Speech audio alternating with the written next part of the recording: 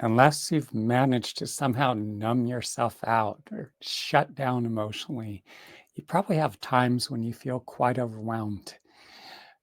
I remember one such incident back in my late 20s.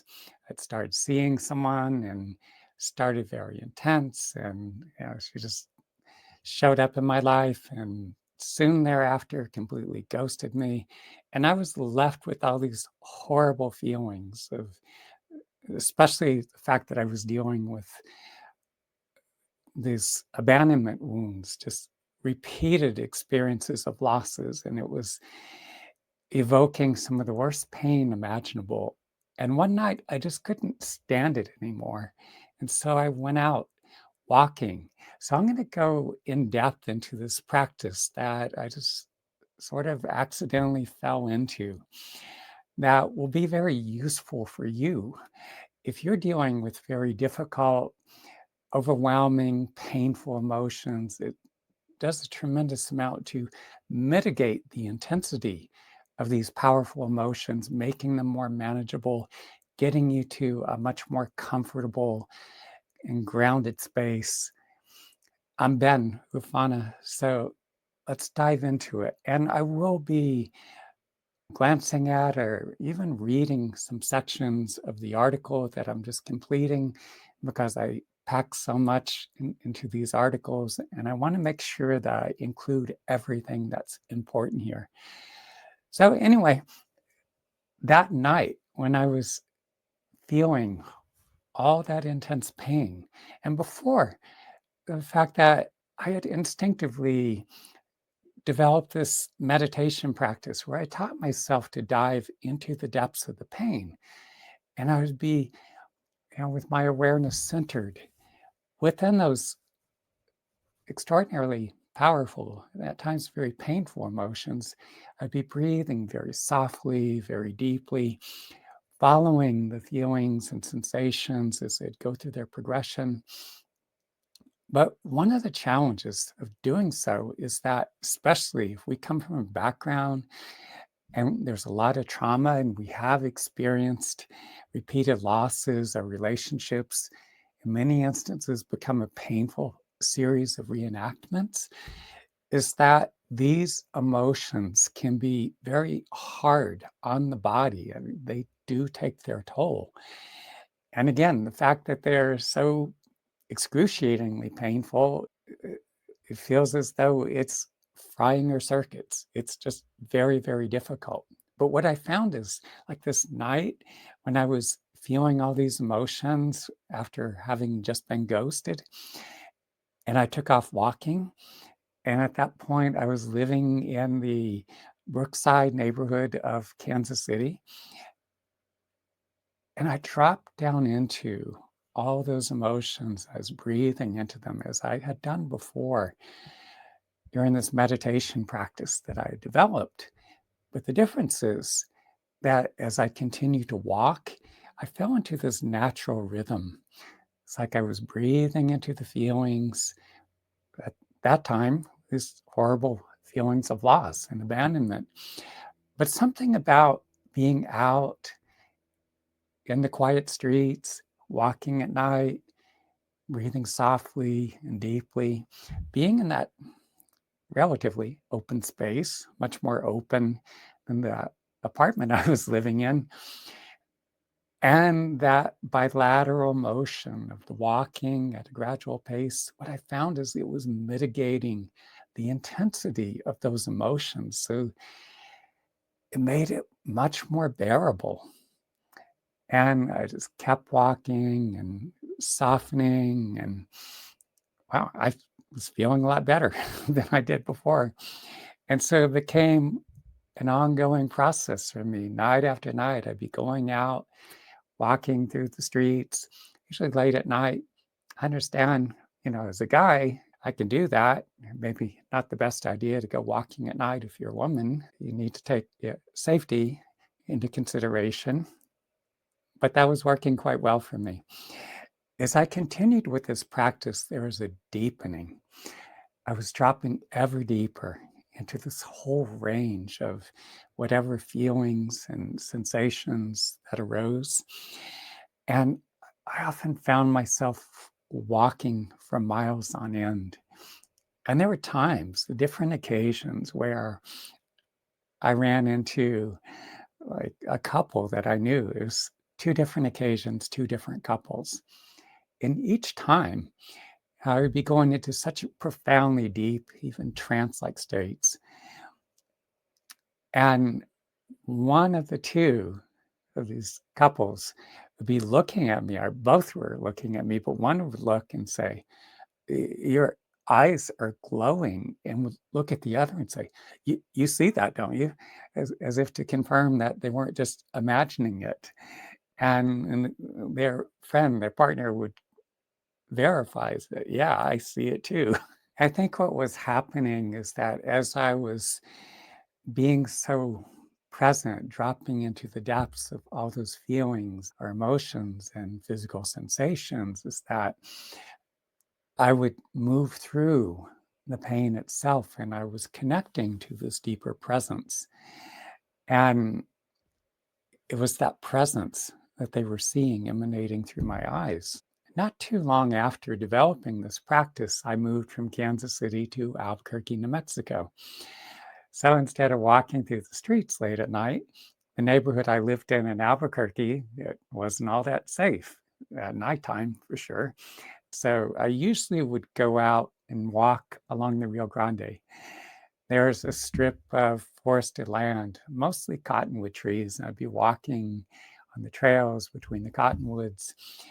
And also, there was these irrigation ditches, and there would be dirt roads that would go along the irrigation ditches. And so I would, again, walk for miles on end, dropping into the depths of whatever I was feeling sensations, and I would keep following it indefinitely, doing practice for hours at a time. And it felt so comforting, so nurturing, and it was taking the intensity of the emotions down so that whatever challenges I was facing, and the fact that in those years, I was still carrying much of the trauma of my childhood and adolescence, and reenacting that in my attempts to form intimate relationships. And working with this practice, in many respects, I feel helped me to maintain sanity, just get to a place where I could move through the emotions, where I could be more calm, more comfortable in my body, more at ease, much more grounded. When you do so much practice as I do, you develop a heightened sensitivity. And one of the things I noticed is that I could feel the earth itself helping to facilitate my healing. Like the planet Earth that we live on has its own electromagnetic field. Like we as individuals, we have an aura around us, electromagnetic field. And so does the planet Earth. And so as I would go out walking, the emotions that would normally remain bottled up inside, and this is something to be very cognizant of when we stay at home and we're indoors much of the time, whatever sadness or grief or stress or anger, whatever difficult emotions, they tend to stay more bottled up or more contained, more compacted.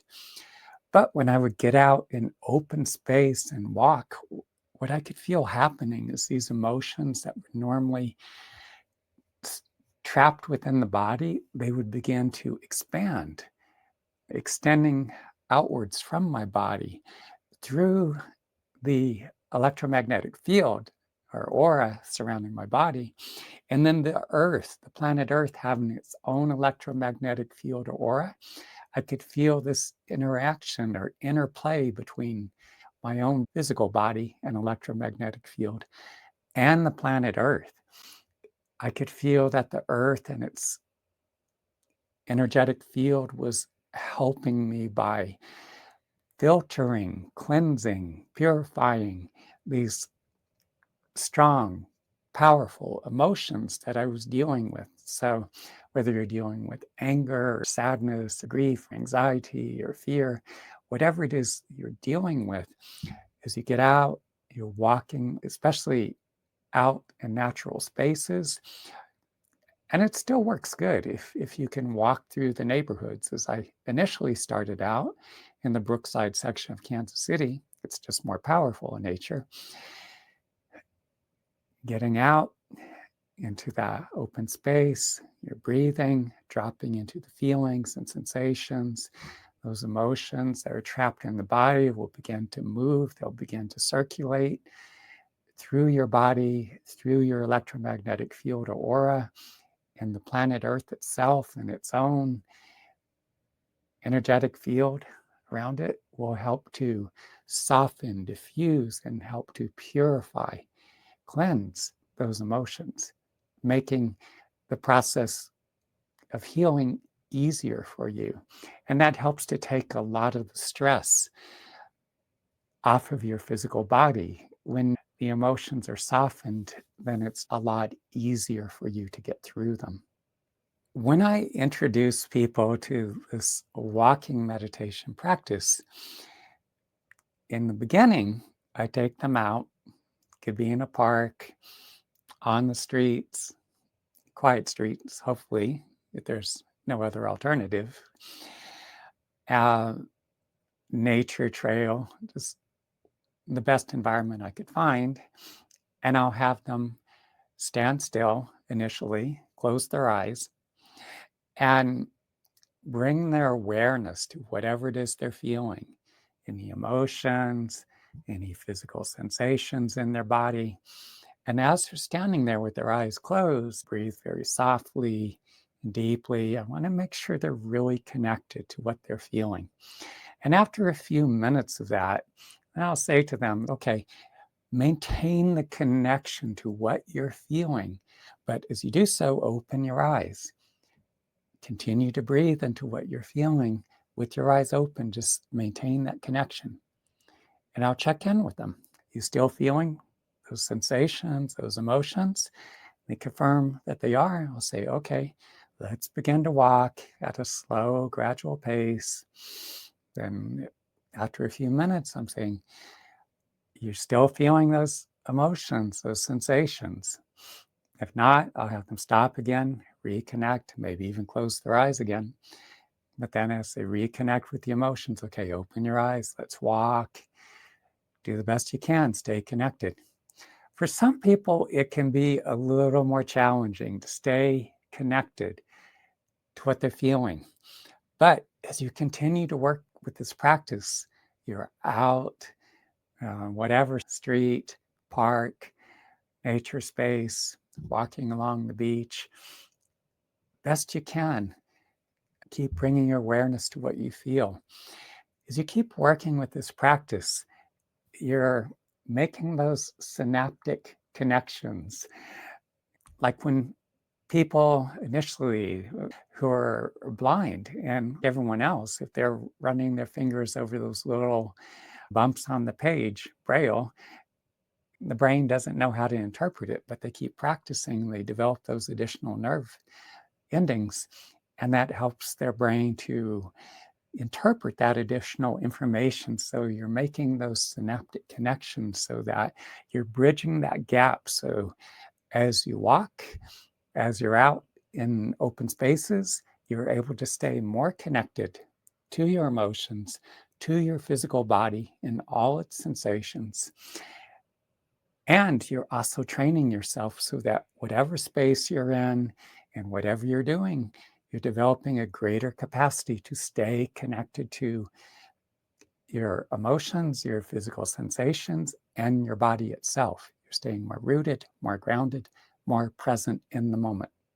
It's important to understand here that the combination of focusing on feelings, physical sensations, breathing softly and deeply, and the walking, bilateral motion involving both sides of your body. It engages the two hemispheres of your brain. You have this bundle of nerves that connect the two hemispheres of your brain.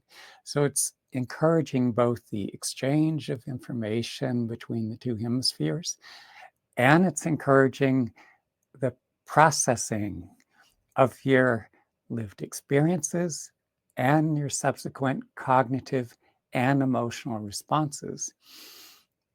As you're able to do this, instead of holding all these conflicts, all these stressful, uncomfortable emotions, you're able to, again, process. You're able to cycle through, work through the issues, work through those emotions.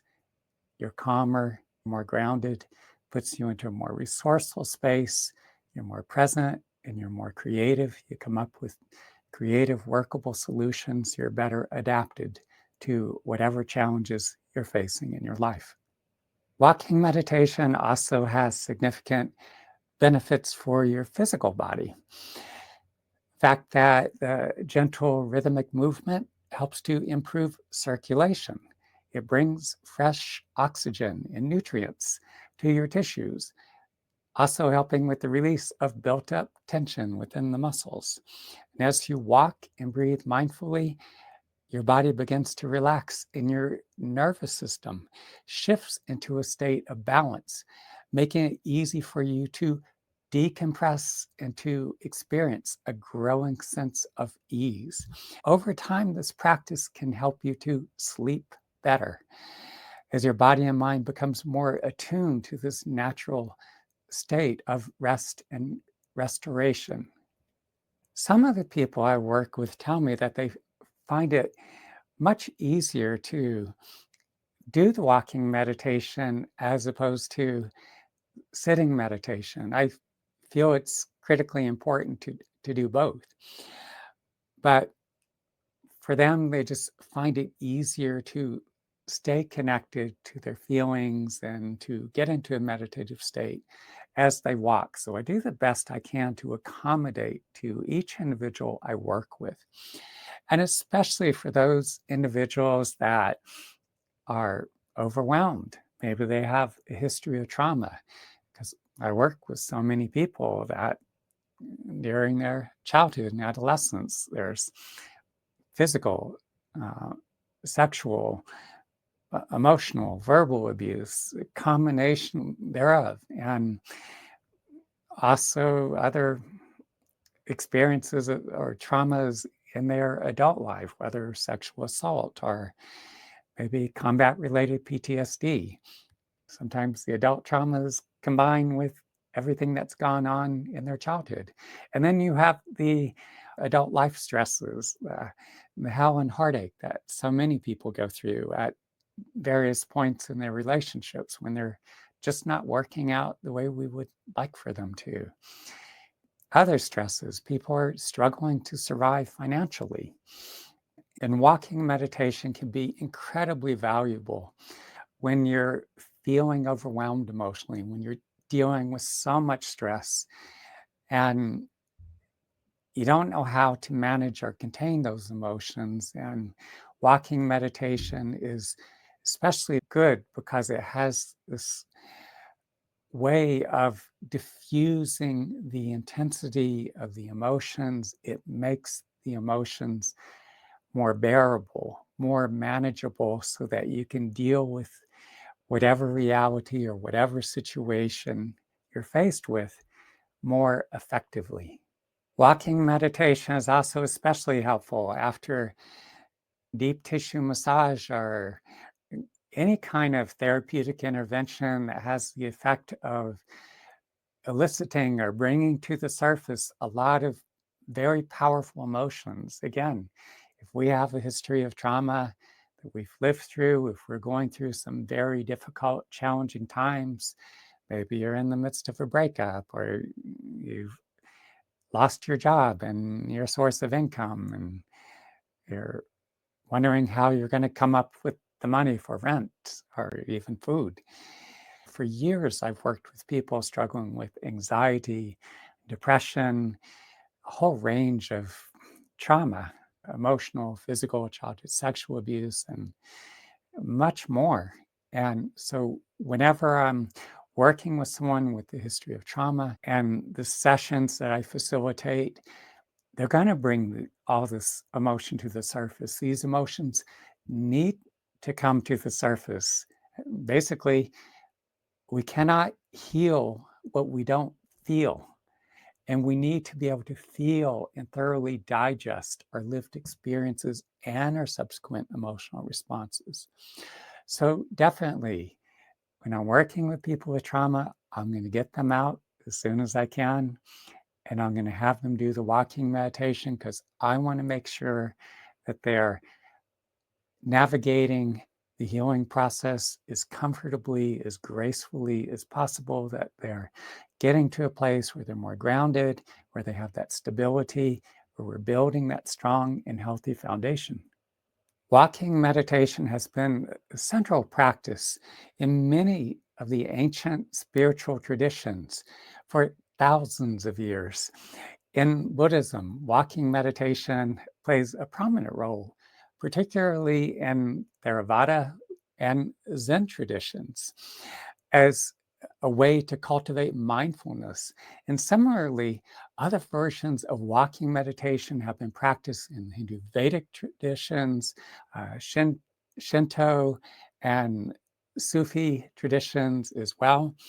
And it often as a means of connecting with the divine or cultivating inner stillness. Having spent 17 years training with a Taoist master in the internal martial arts of Xing Quan and Baguazhang, walking meditation has also been a big part of the ongoing training. It's something I continue to do. In Taoism, walking meditation is seen as a way to attune oneself to the rhythms of life. And there are specific Taoist walking meditation practices that are designed to build that qi or the life force within the body. I will say some of these practices can be a bit strenuous as well. Circling back around here, during some of the most challenging times of my late 20s to early 30s, when the traumas of my childhood and adolescence were resurfacing, all that painful, overwhelming emotion, the fact that I was reenacting it in my attempts to form romantic or intimate relationships, I would go out, depending on my work schedule. It could be daytime, evening, nighttime, just whenever I had free time, be walking for miles on end, for hours at a time, dropping into what I was feeling, feeling sensations. I would keep breathing softly and deeply. Times I really didn't do much sitting meditation practice, but every day I was going out to do walking meditation. This is what kept me grounded. This is what helped me to maintain sanity. It got me through the most difficult times. So if you're struggling yourself, experiencing a lot of pain, grief, overwhelm, fear, anxiety, I'd highly encourage you to work with this walking meditation practice. Again, initially, maybe it's a little difficult to bring it all together where you're accessing your feeling while you're outdoors. But do the best you can. Again, close your eyes, tune into what you're feeling, where those feelings are situated in your body. Feel as though you're getting in the middle of the feelings and sensations. Begin to breathe softly and deeply. And when you have that connection, open your eyes. See if you can maintain that connection to what you're feeling. Again, feelings and bodily sensations. And then begin to take a few steps. Stay connected to what you're feeling. Still breathing into what you're feeling. And if you're staying connected, well, if you're not, close your eyes again, reconnect to what you're feeling. But if you are staying connected, keep walking, keep breathing into whatever feelings and sensations arise. And the primary focus in doing walking meditation is on what you feel. That's number one. Breathe into what you feel. So the primary focus is what you feel. The second is your breath. And when you're breathing, make sure, as I do, you're breathing as slowly and deeply as you can. I'm breathing all the way down to my abdomen and I'm expanding my rib cage. In addition, I am exhaling fully. So very slow, deep breaths. And thirdly, you're walking at a gradual pace. You're walking, your breathing and your walking synchronizes in a way with this flow of feeling, this flow of emotion. So again, one, what is it that you're feeling or sensation? Feelings could be strong, they could be overwhelming, they could be subtle, they could be, especially the more you practice, your sensitivity increases. And even subtle feelings, it's fine. Subtle is significant. Whatever you're feeling, stay with it. So, one, what is it that you're feeling? Two, breathing softly and deeply. Three, walking at a gradual pace. And so it takes some practice to bring it all together, but you're working to synchronize that flow of feeling, the rhythm of your breathing, and the pace of your walk. Walking meditation could be a lot more challenging if you're in a densely populated area like Midtown Manhattan. Although I have, for instance, working with a mother of a young child who's a very demanding child, and I took her out on the streets in lower Manhattan, and she was still getting benefit from the practice. Although if you happen to be in other cities, it's much more toned down.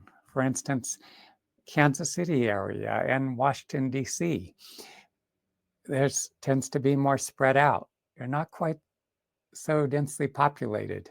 I would say stay away from freeways, avoid areas where there's heavy traffic, just find the quietest streets that you can possibly find.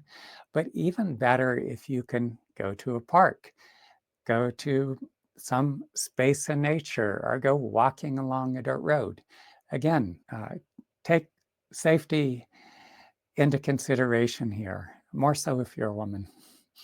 As with any form of meditation, it is natural for your mind to wander at times. The key here is as soon as you catch yourself, just bring yourself back to whatever it is that you're feeling, either emotions or physical sensations. Recenter into the emotions or sensations wherever they are situated within your body. If you happen to be struggling with intrusive thoughts, something very stressful or upsetting is going on, and it's evoking all kinds of distressing emotions, and your mind just continually reels about that person or situation or sequence of events, stay with it. I know a lot of people try to, they think in meditating, they're supposed to get to some place of where, just peaceful, calm mind, and they're wanting to do what actually amounts to spiritual bypass. They're trying to jump over or somehow uh, escape from or disconnect from the distressing events and the emotions, bodily sensations, the whole reality they're dealing with. Actually, do the opposite. Go towards it. If I'm faced with some distressing reality, it's evoking a lot of uncomfortable feelings and bodily sensations, and my mind's reeling. What I find is important in these instances is to go towards it. Go right into the middle of it. If you have all these obsessive thoughts, your mind's reeling, maybe it's someone that you're dating and you're getting all these mixed signals, or they ghosted you or dumped you, or whatever has happened, or you don't know if you're still going to have a job, or maybe you did get fired, or whatever's going on. Okay, acknowledge what's happening. Step one. Two, what do you feel in response to it? Are you feeling sad or anxious or overwhelmed or angry or upset? What are the feelings? And to the best of your ability, go into the middle of the feelings and sensations. Allow them to be what they are. If you're feeling upset, then okay, feel upset. If you're feeling angry or hurt or whatever it is, then feel that. And immerse your awareness in the depths of these feelings and sensations. Again, allowing them to be what they are as you walk. Be breathing softly and deeply, and let go of the time constraints. No, you're not going to work through it in a minute or two, maybe not even 5 or 10 minutes. There are some things that we go through. If you're dealing with some incredibly distressing reality, a lot of the same feelings, emotions, physical sensations, it's going to continue to come up. And be in a place of acceptance for that. Acknowledge to yourself, like, okay, this is what's happening. This is what I'm feeling. Bring yourself to the best of your ability fully into the depths of these feelings, breathing softly and deeply, and then stay as connected to what you're feeling, breathing into those feelings and sensations as you walk, being in a place of patience for yourself, acceptance for what you're feeling, acceptance for the fact that it's a process, and give this process the time it needs, whether it's minutes, few hours, days, weeks. The feelings will intensify at times. They will abate. Sometimes they'll go away. They'll subside for periods. But if you're dealing with some very stressful, distressing reality, yeah, you're human. It's going to bring a lot of these feelings and sensations and worries. It's going to bring them back up. But the good thing is, as you're doing this walking meditation, combining the meditation practice of dropping into the depths, going from the obsessive thinking and going into the depths of what you feel, breathing softly and deeply, and you're out walking, it's going to enable you to cycle through more and more of the distressing, upsetting, painful, frustrating, whatever emotions, fearful emotions. And the more you cycle through the emotions and you're able to process the emotions and your lived experiences, it gets you into that calmer space. It's going to bring you to a place where you're more clear-headed, you're more resourceful, and you're going to handle the situation or whatever reality you're facing, you're going to handle it better. As I mentioned earlier, some people may find it difficult to access their feelings. Some people do at all times, but is to the best of your ability, anytime you find yourself being triggered emotionally, bring your awareness to those feelings, wherever they're situated within your body. Feel them and then be breathing into them softly and deeply. And then when you're outside, maybe you could access that emotion for a brief time, but again, to the best of your ability, feel it, drop into it, breathe it. As you keep doing that, you develop a greater ability to stay connected to your feelings, your physical body, and it's facilitating a much greater degree of integration within your body and mind, where you're able to stay more connected in the midst of whatever it is that you're doing, more present. It's a very valuable skill or resource to have.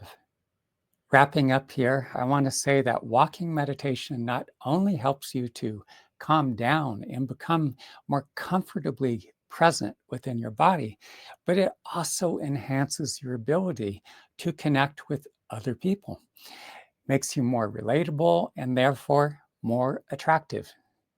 And by accessing a calmer and more resourceful state, you become better equipped to navigate the challenges of daily life with greater ease and resilience. I want to thank you for joining me. Walking meditation is only one of an extensive system of meditation practices that I've developed over the years. I teach these practices. I can guide you through these practices no matter where you are within the world. As long as you have access to the internet, maybe WhatsApp, Facebook Messenger, or even just a phone connection. So if you'd like to learn more, feel free to reach out to me. I'm happy to be of assistance. Oh, and one other thing, look below this video if you're seeing it on YouTube and click like and subscribe.